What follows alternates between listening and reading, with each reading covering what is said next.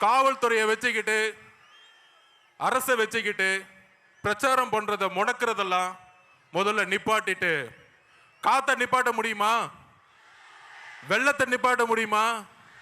அதுதான் தமிழக வெற்றி கழகத்துடைய பிரச்சார பயணம் இன்றையிலிருந்து தொடங்கிருச்சு. ஏன் புதுச்சேரி அப்படின்னு ஒரு கேள்வி இங்க இருக்க எதிர்கட்சிகள்லாம் சொல்லிட்டு இருந்தாங்க, என்ன புதுச்சேரிக்கு வராரு? இதே மாதிரிதான் எம்ஜிஆர் கிட்ட கேட்டாங்க, நீங்க தமிழ்நாட்டில் முதலமைச்சர் ஆக வேண்டியதானே, ஏன் புதுச்சேரி வந்தீங்க அப்படின்னு. புதுச்சேரி மக்கள் ஒரு நல்ல ஆட்சி, ஒரு நல்ல கல்வி, ஒரு நல்ல போக்குவரத்து வசதி, ஒரு நல்ல மருத்துவம், இதுக்காக இன்னும் ஏங்கிட்டு இருக்காங்க. அதெல்லாம் எப்படி அன்றைக்கு வந்து எம்ஜிஆர் கட்சி ஸ்டார்ட் பண்ண பிறகு முதல் முறையாக அவர் தமிழகத்துக்கு மட்டும் யோசிக்கல. எம்ஜிஆர் அவர்கள் கட்சி ஸ்டார்ட் பண்ண பிறகு புதுச்சேரிக்கும் யோசிச்சாரு.